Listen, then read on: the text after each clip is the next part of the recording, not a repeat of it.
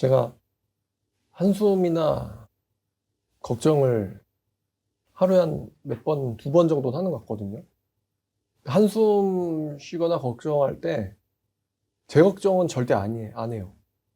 우리 성도님들 걱정밖에 안 합니다. 성도님 걱정하면서 마음이 너무 아파요. 사실 이 설교도 그래서 이제 준비를 한 거죠.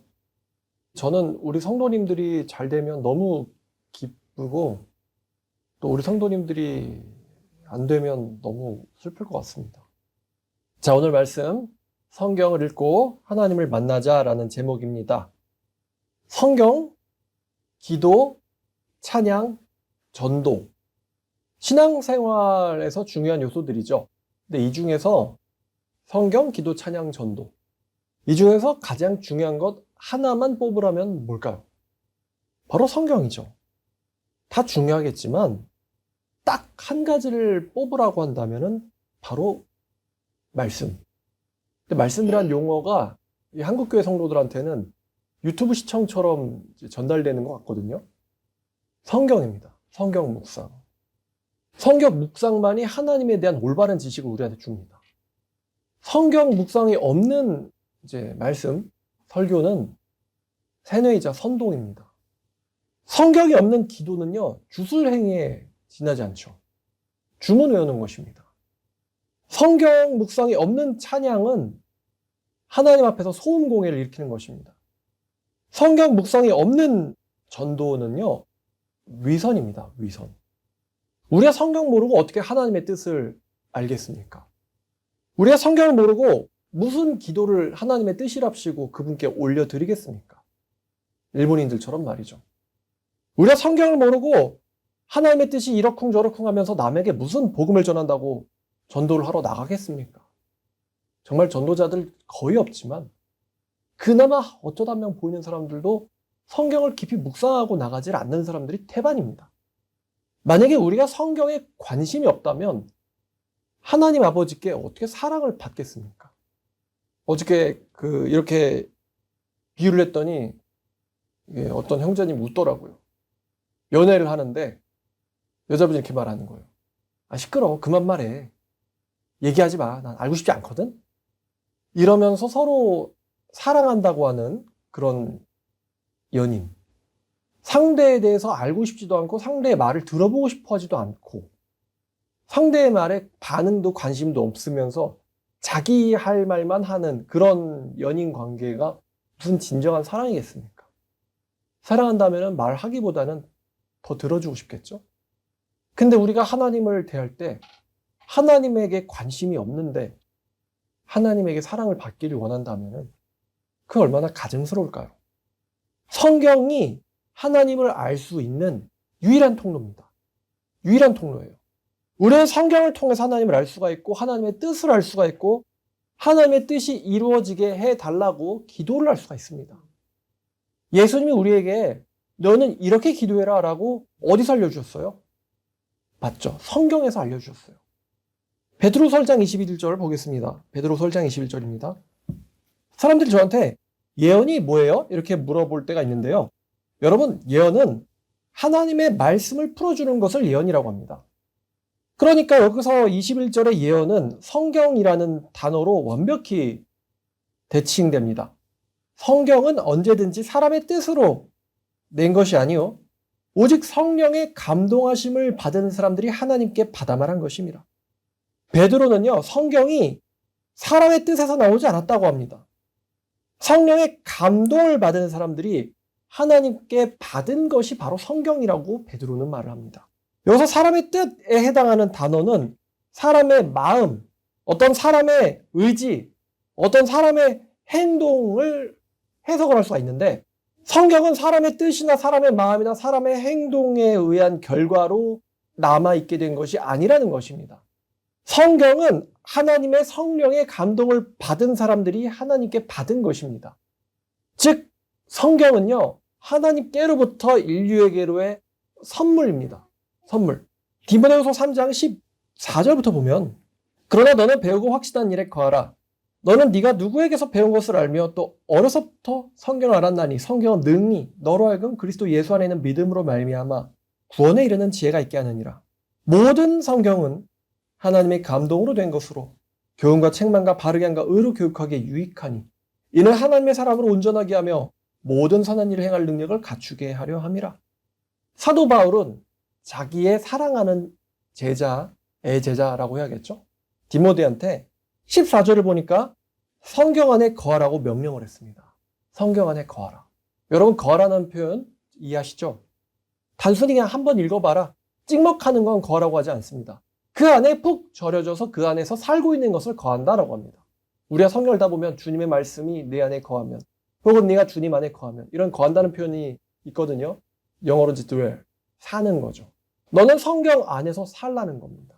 바닥도 성경이고 벽도 성경이고 지붕도 성경이고 샤시도 성경입니다. 성경의 집 안에서 살라라고 바울은 명령하고 있습니다.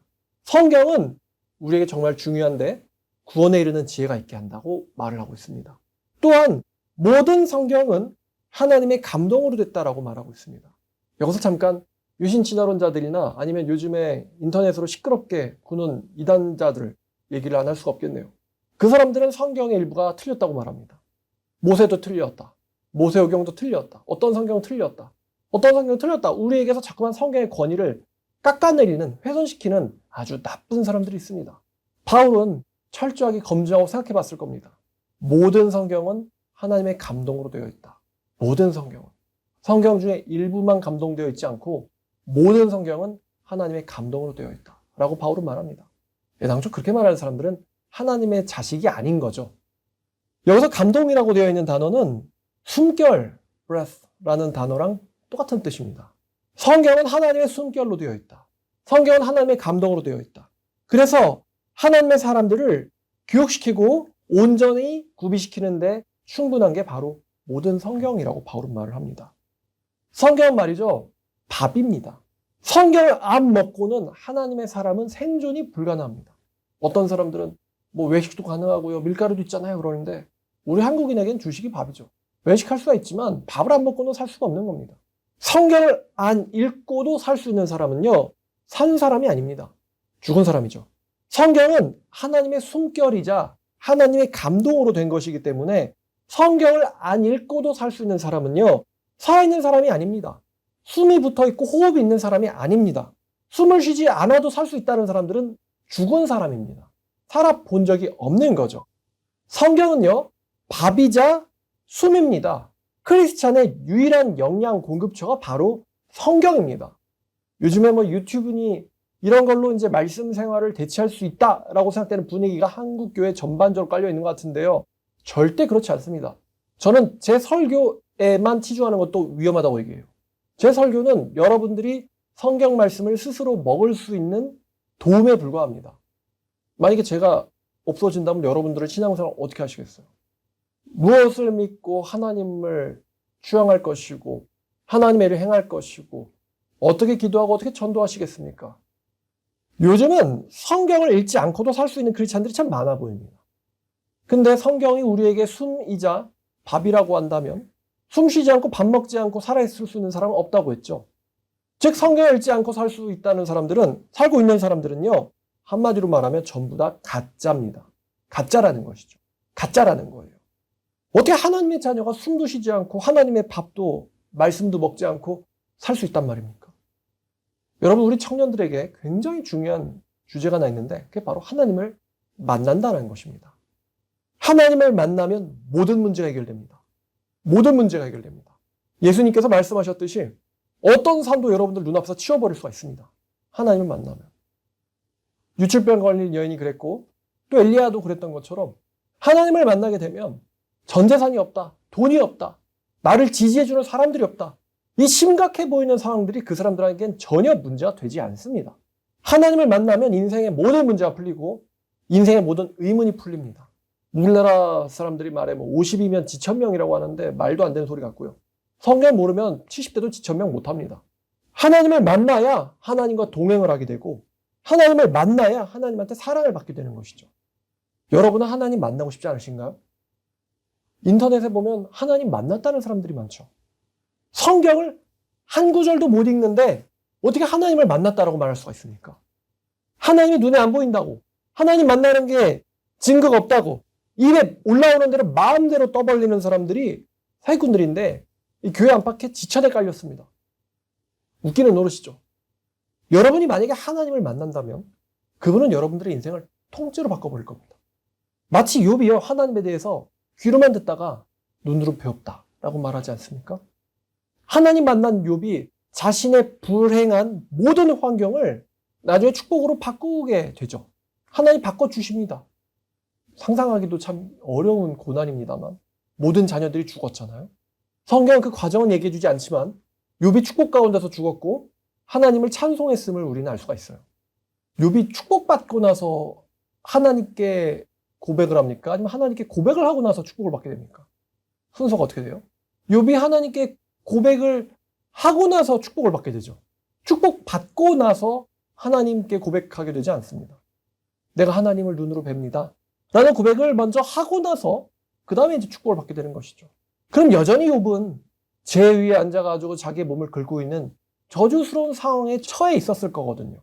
근데 하나님 만나니까 저주스러운 상황이 바뀐 거예요. 인식이 바뀐 거죠. 그러면 여러분이 하나님 만나려면 어떻게 될까요? 수요일날 설교에서 얘기했던 것처럼 우리 하나님 만나려고 이스라엘의 변화산을 찾아서 올라가야 될까요? 갈릴리 호수 근처에 3개 정도의 후보지가 있다고 합니다. 아니면 모세처럼 산에 올라가야 될까요? 아니면 욥처럼 재난의 현장 가운데서 앉아 있어야 될까요? 아니면 솔로몬처럼 1000번의 제사를 하나님께 올려드리며 하나님을 만날 수 있을까요? 유일한 방법은 여러분들이 책상에 앉아서 성경을 펴는 겁니다. 여러분들이 책상에 앉아서 성경을 펴야 하나님을 만날 수 있습니다. 바로 성경 속에서 말이죠. 성경은 하나님의 숨결입니다. 여러분들이 성경을 진지하게 읽고 묵상할 때 여러분들은 하나님을 만날 수 있습니다. 성경을 읽으면서 살아계신 하나님을 만난다. 참으로 복이 있는 사람입니다. 근데 아마 이런 반론도 있겠죠. 근데 성경 읽는다고 하나님 만나지지 않던데. 근데 그거는요, 그 사람의 마음이 진심이 아니기 때문입니다. 성경을 그렇게 한두 번 편다고 하나님이 내려오셔서 만나주신다. 절대 아닙니다. 하나님은 그렇게 가볍고 줏대 없는 사람을 만나시지 않습니다. 하나님은요, 전심이 준비되어 있는 자를 만나세요. 하나님은 전심이 준비된 자를 만나십니다. 또 순서가 중요한데 하나님을 만나고 나서 전심이 되지 않습니다. 여러분들이 전심이 되어 있어야 하나님께서 여러분들을 만나러 오시는 것이죠. 제가 참으로 이제 이게 크리스찬들한테 답답한데 뭐냐면 여러분들이 수능에서 좋은 점수를 얻어서 좋은 대학에 다니셨다면 그분들에게 이제 상상이 될 만한 질문입니다. 여러분들이 좋은 대학 가려고 얼마나 노력하셨습니까? 정말 질문이에요. 아마도 새벽 6시에 일어나서 졸아가시면서 하루 종일 공부하고 새벽 2시까지 공부하고 3시간, 4시간 쪽잠을 자면서 공부만 하기를 그런 날을 몇 날, 며칠, 몇 달을 보내셨나요? 한두 달 공부해서 한두 달 그렇게 조금 공부한다고 해서 좋은 성적이 나오나요? 절대 아닙니다. 최소한 기본 1년은 그렇게 살아야 됩니다. 적어도 이름이 알려져 있는 대학을 다니셨거나 졸업하신 분들은 의자에서 떠나지 않는 시간을 보내셨을 겁니다. 그렇게 공부하고도 만족스러운 대학을 들어가는 사람들이 또 별로 없어요. 왜냐하면 우리의 노력의 대부분의 경우가 기대보다 한참 못 미치기 때문이죠. 근데 그런 대학도 들어가려면 1년 넘게 고생을 해야 되는데 요즘 유치원 때부터 애들 고생시키잖아요. 유치원 때부터 초등학생, 중학생 그래가지고 좋은 대학 한번 보내려고. 근데 성경책을 한두 번을 폈다고 하나님을 만날 수 있다? 이거는 너무 하나님을 우습게 보는 거 아닐까요? 우리가 수능을 절대 우습게 못 보지 않습니까? 우리가 수십 년 인생의 이득을 포기하고 성경 앞에 앉아있을 정도는 돼야 하나님 만날 수 있지 않을까요? 제가 이 이야기를 하면 자랑인 것 같아서 말하기 싫은데요. 제가 고3 때 자퇴하고 20살에 첫 번째 수능을 치고 21살 때 두 번째 수능을 쳤는데 원래대로면 다른 학생들은 19살 때 쳤어야 되니까 삼수에 해당하겠죠? 근데 전 두 번 쳤으니까. 그러고 나서 떨어졌을 때 하나님한테 엄청난 원망을 했었다라고 여러분들에게 말씀드렸을 겁니다. 여러분 삼수생이 가까스로 군 입대를 연기받고 사수째로 들어갔을 때 그 사람에게 중요한 게 뭘까요? 여러분들이 인간적인 육신적인 생각을 하면 사수째 접어든 사람이 목숨 걸고 해야 되는 게 뭐예요? 공부죠. 공부해야 됩니다. 22살에 수능 공부를 하고 있다? 인생 망하기 시작한 것 같은데요. 어쨌든 22살에 공부해가지고 23살에는 좋은 대학교를 들어가겠다라고 생각하는 사람이 22살에 해야 되는 일이 뭐예요? 10번 물어봐도 공부해야 됩니다. 근데 저는 그 22살 때요, 뭐 했다고 말씀드렸어요? 도서관 가서 제일 처음부터 한 일이 뭐예요? 기도하고 성경책 편 거예요. 아마 그 열람실의 대부분 모든 그 저를 알고 있는 사람들은 제 미쳤다라고 생각할 겁니다. 저는 22살에 거짓말 안 하고요, 울면서 성경 봤어요. 열람실에서. 열람실에서 휴지로 눈물 닦아가면서 성경을 봤습니다. 거짓말이 아닙니다. 제 주변에 행시, 사시, 수능, 대부분은 행시, 사시 공부하거든요. 도서관 열람실에. 수능 공부하는 사람 별로 없어요. 없었어요. 근데 저는 그때 성경책 펴놓고는 울면서 봤어요. 왜 그랬을까요? 좋은 점수 얻어서 좋은 대학을 가는 것보다 중요한 것이 하나님의 뜻을 아는 거라고 믿어 의심치 않았기 때문입니다. 어디를 향해 가느냐? 이게 얼마나 멀리 가느냐보다 더 중요한 질문이죠. 잘못된 방향으로 멀리 가면 망합니다. 올바른 방향으로 멀리 가야죠. 올바른 방향을 향해서. 그러니까 저에게는 좋은 점수보다 중요한 게 하나님의 뜻을 아는 거라고 생각했고요. 그래서 도서관 가자마자 제일 먼저 한 게 기도하고 성경 읽는 시간 갖는 거였습니다. 그때 뭐 성경 시험을 저에게 뭐 요구하는 사람이 있었을까요? 제가 무슨 그때부터 뭐 신학교 들어가려고 성경 시험 준비한 줄 아십니까? 아니었어요. 정말로 순수하게 하나님이 알고 싶어서, 정말로 순수하게 성경이 재밌으니까, 정말로 순수하게 하나님의 말씀을 아는 게 가장 귀한 가치를 갖고 있다라고 믿었기 때문이에요. 그래서 4시간, 5시간, 6시간, 오후 2시, 3시까지 성경을 읽고 그 다음에 진이 빠질 것 같을 때 성경을 덮고는 수능을 공부하기 시작했다. 라고 제가 여러분들에게 말씀드렸을 겁니다. 그리고 그런 시간을 몇 달 이상을 가졌습니다. 21살까지 술 먹고 여자 만나고 그렇게 살던 인생에서 22살부터는 다 끊고 성경만 보고 짜투리 시간에 공부를 했어요. 그때는 친구도 없었습니다. 다 끊어졌어요. 다 끊었어요. 끊어졌고 끊었습니다. 제가 이상한 사람이 된 것처럼 보였기 때문이죠. 그리고 그 도서관 근처를 걸어 다니면서 나무를 보고 하늘을 보고 하나님의 살아계심을 느끼고 다녔다라고 여러분들에게 말씀드렸었을 겁니다. 아무도 없는데, 연락할 사람도 없고 연락 올 곳도 없는데요. 외롭지가 않았어요. 옛날에 많이 했던 대화들, 저녁 몇 시에 어디서 만나자, 그때 봐. 이런 대화 보면요, 딱 마음속에 심령이 가난한 자는 복이 있나니 라는 말씀이 자동으로 떠올랐어요. 수십 년 인생의 이득을 포기하고 성경 앞에 앉을 정도는 돼야 하나님 만날 수 있지 않을까요?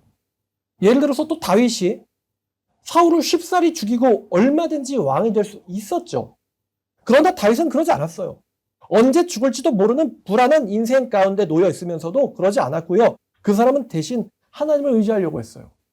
다윗이요, 우리는 성경을 읽으니까, 알고 있으니까 이 사람은 결과적으로 왕이 됐기 때문에 다행이다, 이렇게 생각하지만 사울 죽일 것을 포기하고 하나님만 의지하기로 다윗이 결단을 했을 때, 다윗이 하나님께 내건 것은요, 자신의 모든 것이었습니다. 다윗이 붙잡혀서 끌려간다면 그는 100% 처형당합니다. 그 사람이 사울 죽이기를 포기하고 하나님만 의지하기로 했을 때 건 건 자신의 모든 것이었다는 것입니다. 우리는 결과만 갖고 다윗 성공했지, 이렇게 보지만 말이죠, 다윗 본인이 그때 그 상황에 처했을 땐 본인은 그렇게 쉬운 결단을 하지 않았다는 것입니다. 다니엘이 하나님 만나려고 기도하러 갔을 때 다니엘이 얼마든지 사자굴을 들어갈 수 있는 상황을 피할 수가 있는 사람이었습니다. 근데 그 사람이 하나님을 만나기 위해서 내건 것이 자신의 모든 것이었어요. 자신의 모든 것을 걸었고, 그래서 그 사람이 하나님을 만난 것입니다. 그 시대에 바벨론에서 에스겔을 제외하고 하나님 만난 사람은 다니엘이 유일합니다. 왜 수많은 유대인들이 바벨론으로 잡혀왔는데 왜 하나님이 그 중에서 다니엘만 만나주셨을까요? 하나님 만나기를 위해서 자신의 목숨을 포기할 줄 알고 기도를 할 수 있었던 사람이었기 때문에 그 다니엘이 하나님을 만난 것이죠.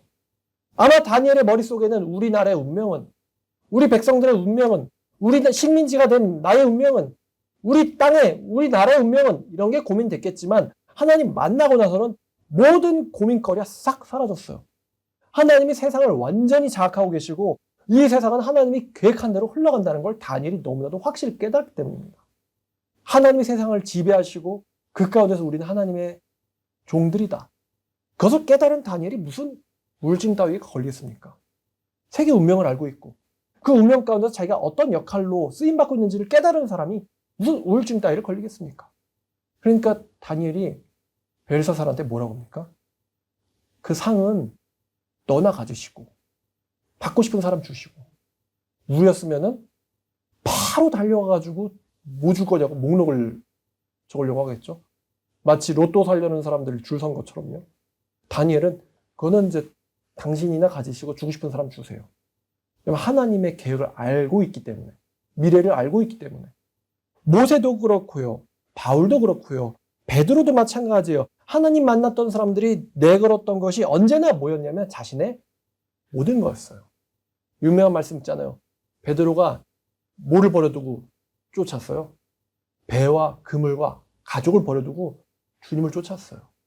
여러분들이 그 정도 각오를 하고 성경 앞에 앉습니까? 그게 아니라면 여러분들은 하나님을 정말 우습게 보고 있는 거예요. 만약에 지금 이 설교도 여러분들의 고막을 잠깐 스치고 지나가고 건드리고 지나갈 뿐이라면요. 여러분들은 여전히 하나님을 우습게 보고 있는 것입니다. 제가 이 설교를 준비하면서 단순히 이번 주에 어떤 설교하지 이런 마음으로 준비하지 않았어요. 지지난주 계속 마음속으로 여러분들에 대한 걱정을 하고 여러분들에 대해서 고민하고 여러분들의 인생에 대해서 생각하면서 제가 어떤 설교를 여러분들에게 해야지 이 설교가 계속 여러분들을 유익하게 할까? 이 고민을 하지 않겠습니까? 여러분 지금 대한민국의 상황이 어떻습니까? 지금 정치적 상황뿐만이 아닙니다. 지금 몇 달째 정치적인 지도부가 공백인 상태죠. 언제든지 탄핵될 수 있는 사람들이 우리나라를 이끌고 있습니다. 경제적인 상황은 어떻습니까? 무서운 속도로 치고 올라오는 중국, 그리고 수출이 막혀있는 대한민국의 상황, 모든 면에서 기술을 추월당하고 있는 옛날에 학교 선생님들이 뭐랬어요? 대한민국이 팔 거는 인적자원밖에 없다. 근데 지금 인적자원도 지금 팔 게 없잖아요. 다 추월당해서. 또 국제적인 상황은 어떻습니까? 또 이혼율은 어때요? 출산율은 어떻습니까? 자살률은 어떻습니까? 이혼, 출산, 자살률. 또 정신병 걸린 사람들의 퍼센테이지 같은 국민들의 삶의 질을 나타낼 만한 모든 지표들이 전부 다 지금 최악입니다. 제가 저번에 그랬잖아요. 지금 12월 달에 자살자 통계가 안 나와서 말인데 아마도 100% 확률로 신기록 나올 거다라고 설교한 적 있잖아요. 근데 얼마 전에 통계청에서 냈는데 13년 만에 신기록 나왔어요. 자살자가 14,000명 그냥 넘어버렸습니다. 근데 제가 고민해 보니까 말입니다. 이 최악의 상태가 최악이 아니에요. 앞으로 더 최악일 거예요. 요즘 젊은 청년들의 멘탈 정신 상태나 국가적이나 아니면 한국의 이 상황을 보면요. 앞으로 자살은 더했으면 더했지 덜하진 않습니다. 현재 설교를 듣고 계신 부모님 세대가 돌아가실 때쯤에 누가 MG를 먹여 살려주죠? 자기를 먹여 살려주고 챙겨주던 이 사람들이 돌아가시면은 이 남은 사람들이 선택할 건 자살밖에 없어요. 더 심각해질 거다, 이 자살률은. 지금 그나마 부모가 살아서 먹여주는데도 이 정도인데 이 부모님이 돌아가시면 얘네들이 어떻게 살겠어요? 그래서 중요한 건데 성경에 보면은 하나님이 사람을 태초에 창조하시되 남자와 여자로 창조하시면서 이런 말씀을 하셨어요. 사람이 누구를 떠나래요? 부모를 떠나라. 부모를 떠나라. 이거 누구의 명령이에요? 하나님의 명령입니다. 부모를 떠나라. 그래서 여자와 한 몸을 이룰지니 라고 말씀하셨습니다. 그러니까 여자와 한 몸을 이루려면 먼저 뭐 해야 돼요? 부모를 떠나야 돼요. 비둘기도 그렇고 새도 그렇고 까치도 그렇고 까마귀도 그렇고 모든 동물들이 다 자식들을 떠나 보냅니다. 매정한 것 같아도요. 그래야 걔네들이 끊어지지 않습니다. 근데 오늘날 우리나라는요. 부모가 자식을 껴안고 사는 시대입니다. 그러면 여러분들이 돌아가셨을 때 자식들은 어떻게 살죠? 요즘 MZ세대는요. 결혼을 안 하는 세대가 아닙니다. 안 한다고 하는데 사실은 못 하는 세대죠. 자기의 자신도 책임을 묻혀주는데 어떻게 다른 사람을 같이 책임을 집니까? 국내외에 전문가들이 지금 심심찮게 말하고 있는 게 뭐냐면 바로 한국의 소멸이에요. 한국의 소멸이라는 단어가 외국 학자들도 그렇고 한국 학자들도 그렇고 다들 우려하고 있습니다. 앞으로 30년만 지나면은 경제활동 인구가 확 줄어가지고 되게 어처구니없는 얘기를 하는데 그당 2050년에는 경제활동 인구들이 세금을 봉급의 50%를 내야 된대요.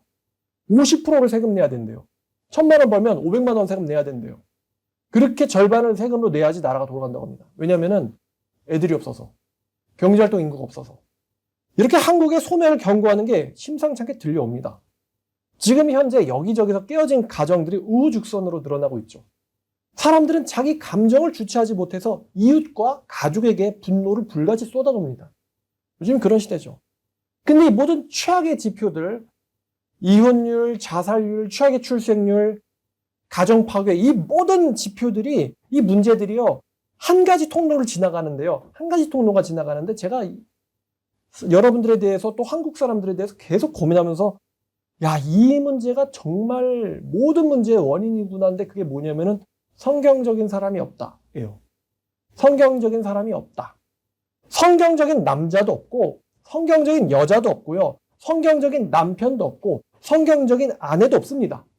전부 다 자기 중심적으로 살기 때문에 결혼을 하든 연애를 하든 사업을 하든 가족을 꾸리든 가정을 꾸리든 사회생활을 하는 모든 것들이 전부 다 엉망이고 그나마 여태까지는 규율이나 제대로 버티던 이 사회 구조가요. 이제는 하나둘씩 무너져 내리고 있는 상황이에요. 옛날에는 그래도 결혼은 해야지. 그래도 애는 낳아야지. 뭔가 이유는 모르겠지만 그런 규칙들이 사람들을 붙잡아주곤 있었어요. 그래도 태어났으면 남자 구실은 해야지. 근데 지금은 그런 것들이 다 무너져 내리고 있다는 거예요. 그러면 성경적인 사람이 없다. 이게 모든 문제의 원인이라고 그랬거든요. 어제도 그냥 얘기하다가 어떤 한국 여자가 일본 사람한테 꽃뱀짓을 해가지고 국가적 망신을 시켰다는 거예요. 성추행 당했다라고 허위로 고소해가지고 근데 그것도 무고라고 잘못했다고 들통이 났어요. 또 한국 여자 망신시켰다.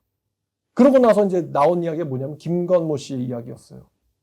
김건모 씨가 뭐 이혼을 했다나? 바로 이런 질문이 들어요. 김건모 씨가 만약에 술 먹고 즐기는 것 대신에 성경을 읽고 좋아하는 삶을 살았으면 성경을 읽는 걸 좋아했다. 그래도 그런 일이 될까? 그렇게 인생이 풀릴까? 그렇게 갈까? 인생이? 성경 읽는 걸 좋아하는 사람들에게 그런 인생이 일어나지 않습니다. 그러니까 이제 이혼하고 가정 깨지고 누구처럼 또 자살하고 누구처럼 또 자살하고 누구처럼 또 자살하고 성경적인 삶을 사는 거, 성경적인 사람이 되는 거 이게 정말로 중요한데 이 사람들이 국가를 버티는 사람들이거든요. 안 그러면 다 이혼하고 죽이고 깨트리니까. 근데 여러분 성경적인 남편이 생기고 성경적인 아내가 생기려면요 얼마나 많은 시간이 필요할까요? 여러분들도 아시겠지만 잠깐 성경 읽는다고 성경적인 남편이 되거나 성경적인 여자가 되지는 않습니다. 아이를 기르시는 여러분들은 아이가 건강하고 훌륭하게 자라서 나라 이바지하는 훌륭한 어른이 되는데 얼마나 많은 여러분들의 투자, 노력, 또 고생, 여러분들의 자원과 노력이 얼마나 많이 그 아이에게 들어갑니까? 아마 상상도 못할 겁니다. 여러분들이 셀 수도 없이 기저귀를 갈고 밥을 먹여주고 병원에 들어가고 먹이고 씻기고 가르치고 혼내고 여러분들의 그 수많은 고생과 노력으로 그 아이는 비로소 어른이 되죠. 근데 만약에 그 아이가 그렇게 여러분들의 고생으로 노력으로 성장해서 어른이 됐는데 자살을 한다면 생각만 해도 끔찍하죠. 제가 어제도 많이 봤는데 많이 봤어요 어제 그런 사람들. 이단과 사이비에 빠져 있다면 그렇게 잘 길러놨는데 사이비에 빠져 있어요. 어제 많이 봤죠?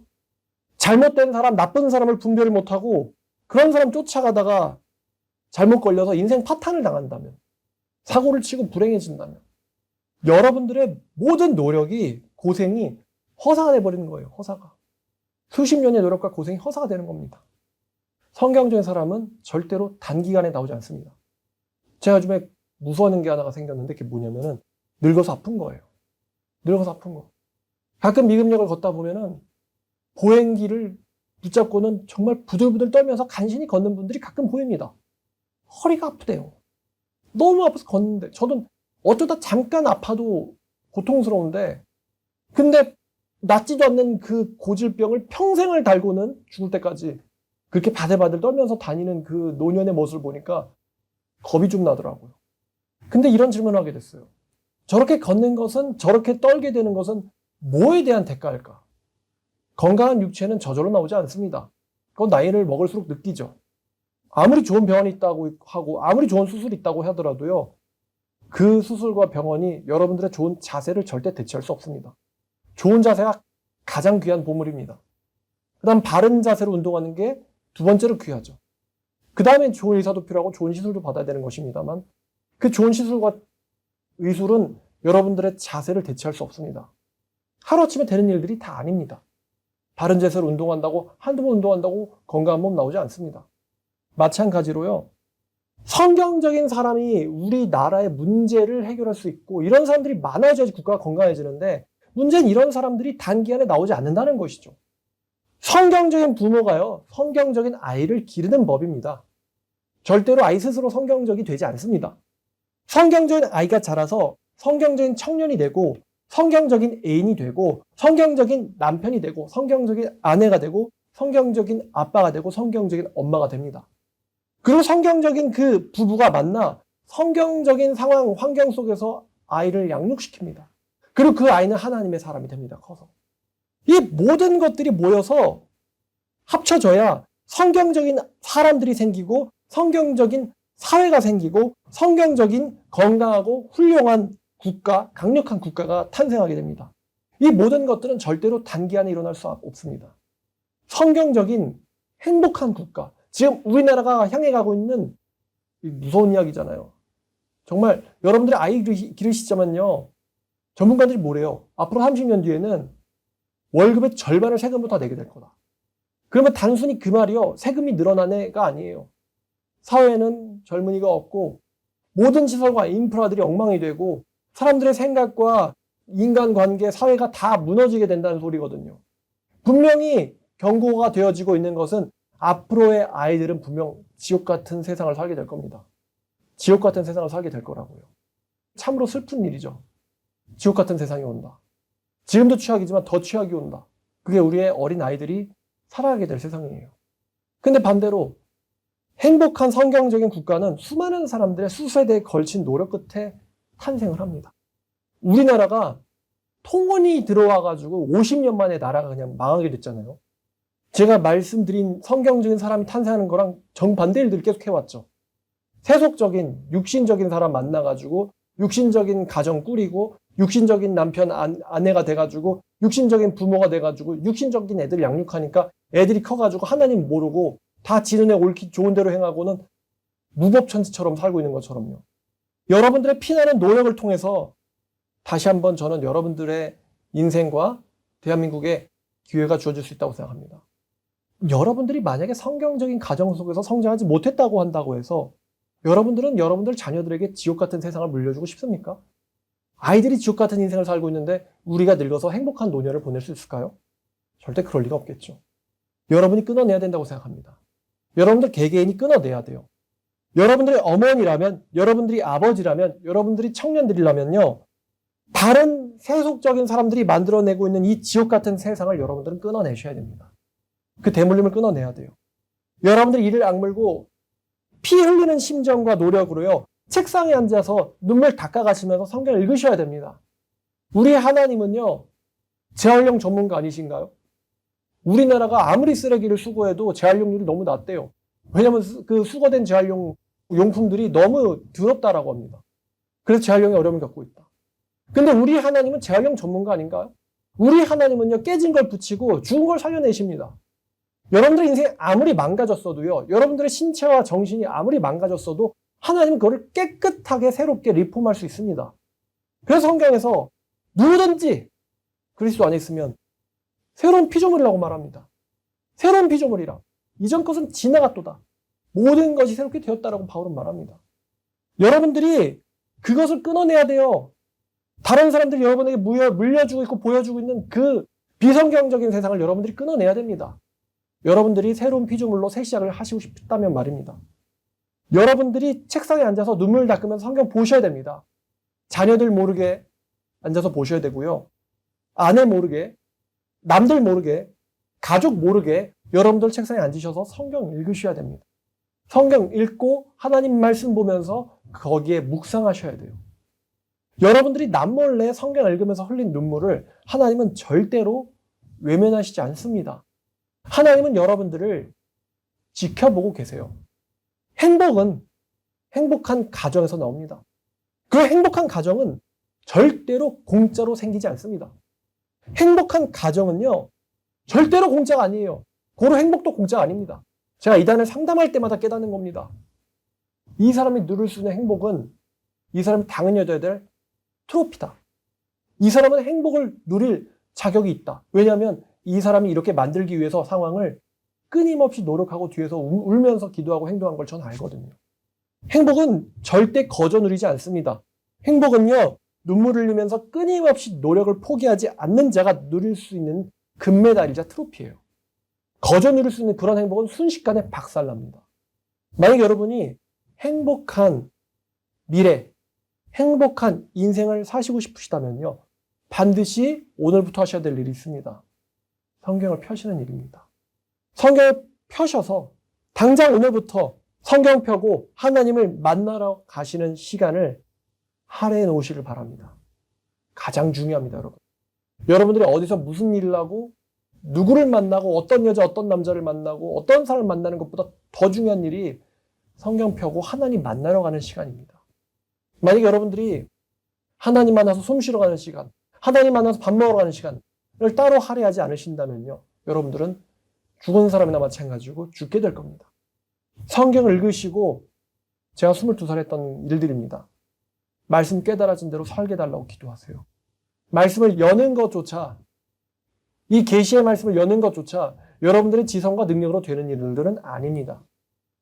머리 좋은데 성경 이상하게 해석해서 이상한 사람 되는 게 흔하잖아요. 하나님, 제가 깨달을 수 있도록 하나님 말씀을 열어주세요. 하나님, 제가 이 깨달은 말씀대로 살 수 있도록 도와주세요. 다른 기도는 필요 없습니다. 하나님 말씀대로 깨닫고 하나님 말씀을 실천할 수 있는 사람 될 수 있도록 저를 인도해 주세요. 이 기도를 매일매일 하셔야 됩니다. 미루지 마세요. 여러분이 미루시는 동안 이 세상은 지옥이 되고 있으니까요. 당장 이번 주부터 여러분 시간 정하셔서 하나님 앞에 나가시는 시간을 만드시길 바랍니다. 바쁘다는 것은 정말로 어리석은 핑계입니다. 바쁘다고 미루다가는 지옥 같은 세상을 경험하게 될 겁니다. 여러분들의 모든 고생과 노력이 한순간에 물거품이 되는 세상이 오고 말 겁니다. 뒤늦게 후회하시지 마시고 여러분들과 여러분 자녀들과 가족들이 행복하게 웃을 수 있는 미래와 사회와 가정을 만드시기 위해서 여러분들 앉으셔서 성경 읽으시길 바랍니다. 자녀 모르게 성경 읽고 눈물 흘리시는 어머니, 아버지 되시기를 원합니다. 기도하겠습니다. 하나님 아버지 감사합니다. 우리에게 귀한 보물인 성경을 주시고 말씀을 묵상할 수 있는 마음을 주셔서 감사합니다. 설교가 끝나고 우리가 예배를 마치고 집으로 돌아간 뒤에도 일상생활로 돌아가서 사람들을 만나고 일을 하고 또 퇴근해서 가족들과 대화를 하는 그 끝에 하나님 말씀을 펴고 앉은 청년이 되고 남편이 되고 아내가 되고 엄마가 되고 아빠가 되기를 원합니다. 하나님 말씀을 귀히 여길 줄 아는 하나님께 귀중히 여김을 받는 그러한 귀한 사람들 되게 하여 주시옵소서. 아무리 세상이 비진리로 거짓 가운데서 혼탁하게 흘러간다 할지라도 하나님의 사람들은 묵묵히 성경을 보리라 믿습니다. 저희가 그런 사람들 되어서 주님께서 원하시는 바 이곳저곳에서 세상의 빛과 소금이 되게 하여 주시옵소서. 이 모든 말씀 우리를 위하여 돌아가신 예수님의 이름으로 기도드렸습니다.